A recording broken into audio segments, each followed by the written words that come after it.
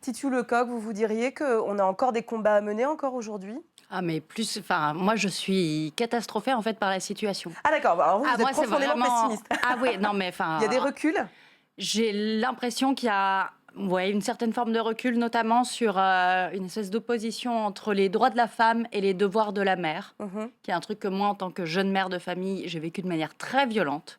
Et il y a l'idée que les femmes doivent se sacrifier pour leurs enfants et qu'il y a une idée Et qu'elles ça, c'est un intègrent retour aussi. pour vous? On était sortis de là et on est en train d'y revenir? Bah, d'après les statistiques, oui, il y avait quand même une répartition qui commençait à tendre vers plus d'égalité. Et puis là, mais qui est assez récent, hein, ça fait que quelques années, mais qui est un truc qui revient, un retour de bâton. Et en même temps, il faut être très compétitif dans le milieu du travail, etc. Donc Les Wonder Woman qu'on a connus dans les voilà. années 80 reviennent finalement un peu, en plus Mais en plus du de côté ça, mère.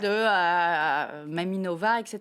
Donc, et le cumul des rôles donne quelque chose qui est épuisant. Donc moi, je suis assez... je pense qu'il y a énormément de travail à faire, mais qu'il y a un travail invisible, qui est Ouais. quasiment à l'échelle individuelle. Et c'est quoi ce travail? Parce qu'on se souvient, enfin on l'a tous vécu, hein, de finir dans un magasin pour enfants avec des jouets d'un côté qui sont roses, de l'autre côté qui sont bleus. Est-ce que c'est lié seulement aux représentations qu'on a des femmes et du rôle qu'on leur assigne? Donc je ne sais pas si certains d'entre nous peut-être ont déjà eu à acheter un fer à repasser miniature, un balai miniature, un aspirateur miniature. Est-ce qu'il faut sortir de là pour sortir de ce dont vous nous parliez à l'instant, c'est-à-dire de cette figure de femme mère? C'est compliqué. Bah, après, les petits garçons petits demandent aussi des fers à repasser et des micro-ondes, hein. Alors ça, moi, j'ai toute la panoplie. Donc, sauf que c'est forcément en rose, ils n'existent pas en bleu. Alors, est-ce que c'est un progrès, ça serait de proposer des petites balayettes bleues? Enfin, j'en sais rien.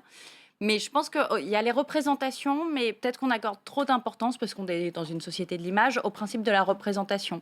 C'est-à-dire un enfant, oui, il y a ce qu'on lui montre à la télé, dans les pubs et dans les magasins, et puis il y a ce qu'il voit de la répartition des tâches ménagères à la maison entre son père et sa mère dans un couple hétérosexuel. 3h24 par jour pour une femme, 2h28 pour un homme, hein, c'est Bah, les voilà. chiffres. Ouais. Et ça, c'est hallucinant, en fait, quand on y pense. Ouais, c'est là-dessus qu'il faut agir, Caroline Dehaas, pour recréer un peu de parité? C'est toujours difficile quand on nous demande c'est quoi la priorité. Parce que entre les violences contre les femmes, l'égalité professionnelle, la parité en politique, l'égalité par exemple entre les petites filles et les petits garçons dans l'accès aux jeux ou l'accès à l'orientation par exemple à l'école, c'est compliqué de faire un choix. Moi, spontanément, j'aurais envie de dire le plus grave, c'est les violences. Donc c'est par ça qu'il faut commencer. Et en fait, quand on travaille sur le sujet, c'est ce que montrent à la fois les historiens, historiennes, les sociologues, les anthropologues qui travaillent sur le sujet, on ne pourra pas prendre la question de l'égalité femmes-hommes par un petit bout.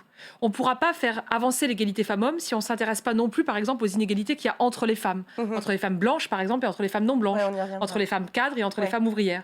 On ne pourra pas lutter contre les inégalités femmes-hommes et on ne pourra pas lutter contre les violences sexistes et sexuelles si on ne s'intéresse pas à la façon dont on éduque les enfants. Parce qu'au-delà des jeux... dans le global, là. Donc là, je suis en train de me dire, mais comment est-ce qu'on va pouvoir œuvrer sur toutes ces thématiques en même temps? L'éducation, par exemple, est un bon levier. L'éducation est un bon levier.